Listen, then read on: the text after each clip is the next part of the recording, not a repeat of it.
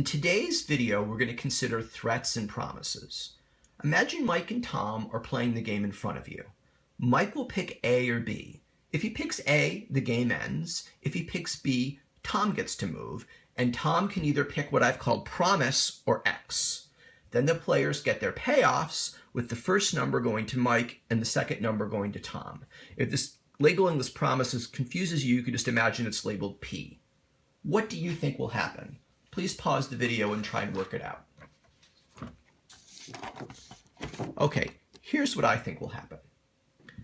Now, for Mike to figure out what he's going to do, he has to guess what Tom would do, so that's kind of complicated. But Tom has an easy decision to make. Tom will say, promise will lead me to 13, but X will lead me to 18. 18 being a bigger number than 13, if I get to move, I'm going with X. Now, Mike will take that into account. Mike will say, I can pick A, which leads me to get 5, or B, which will eventually lead me to -6. 5 is bigger than -6, so Mike will say, I'm going with A. Now, let me slightly change this game.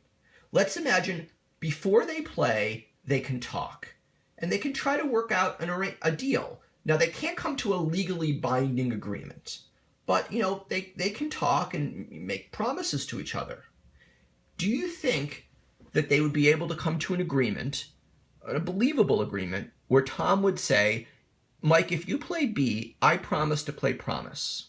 Now, certainly, if they could come to that agreement and they kept to that agreement, they'd both be better off, right? Because without the agreement, they end up here, Mike getting 5 and Tom getting 0. With the agreement, well, they'd end up here. Mike would get 10 and Tom would get 13. 13's a lot better than 0, so Tom is better off, and Mike is, of course, better off. Do you think the parties, if they could talk beforehand, but they couldn't come to a legally binding agreement, do you think they could do that? They could reach that kind of deal? Well, I don't think they could. The reason is a rational player maximizes his or her payoff. If Tom is here, he's always better off with X than with promise.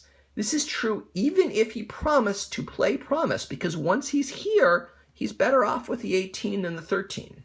Now you might say, but wait, I'm assuming that everyone is selfish, like a typical economist does. And not everyone is selfish. Maybe Tom would feel bad for hurting Mike. Maybe Tom values honor. And that certainly might be true. However, the payoff would take that into account. These numbers aren't necessarily dollars that Tom gets.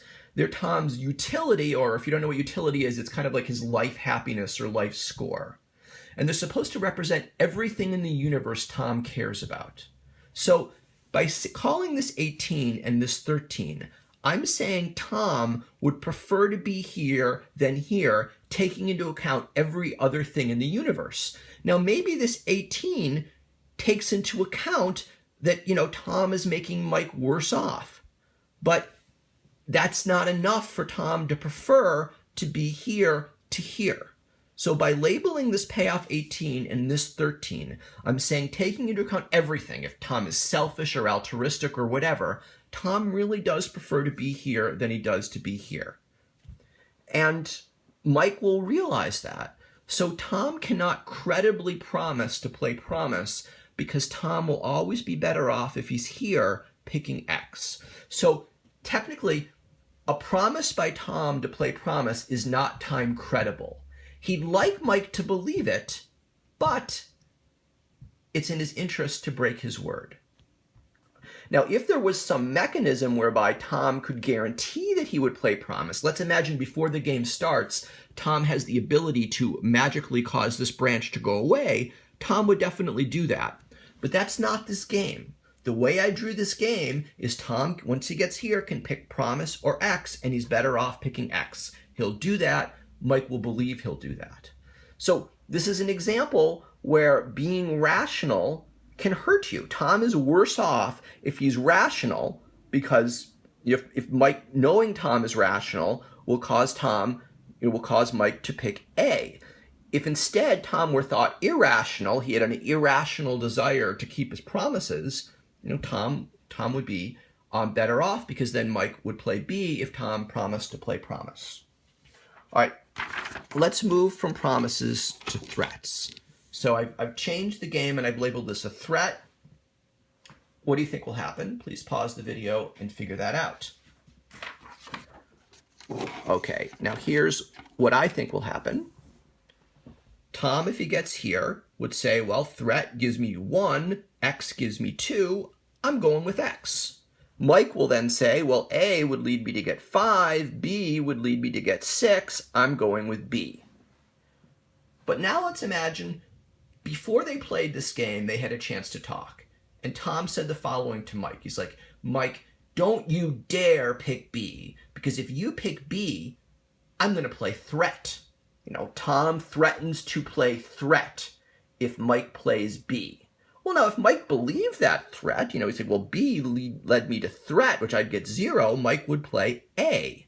And that, of course, would leave Tom better off. So Tom would like Mike to believe that he would play threat if he got here. But is it believable? Should Mike believe Tom's threat to play threat? No. Because once Tom gets here, he's better off playing X than keeping his threat, just because this number is bigger than this. Mike will take that into account and will say, you know, Tom, I don't believe you. I don't believe you carry out your threat. Your threat is not time credible. Sure, it's in your interest to try to convince me that you would indeed keep your threat, because if you could convince me you would keep your threat, I'd play A, but I don't believe you will. Now, if there was some way that Tom could bind himself to keep his threat, if Tom could magically make this branch go away, he'd be better off, because then Mike wouldn't play B and Mike would play A. Unfortunately for Tom, he can't do that. So Mike will believe, regardless of what Tom might say, that Tom will play X if he gets to move, causing Mike to play B, and that causes Tom to get a payoff of only 2, or he would have gotten a payoff of 5 if his threat was believable. So now, if Tom were not rational, let's imagine that Tom had an irrational desire to keep his threats, even though it hurt his payoff. He would keep his threats. He was like a crazy guy who would keep his threats. If Mike knew this, Mike would play A. Now, interestingly, this gives Tom an incentive to maybe act crazy. So let's say the parties are negotiating before they play this game. And, you know, Tom's like, gee, if I just threaten to play threat, Mike won't believe me. I know I'll act crazy. I'll go, ooh, I will keep my threat. You know, wear stupid clothing and, I don't know, do really weird things. So Mike thinks Tom is crazy, and then Mike plays A. But of course, the next level is Mike will say to himself, wait a minute, you have an incentive to convince me that you're crazy, so I don't necessarily believe this act. So of course, if Tom really is crazy, Mike might not believe him.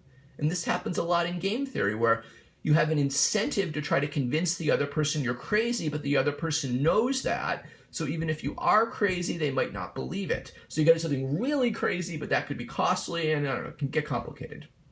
Well, thank you for listening.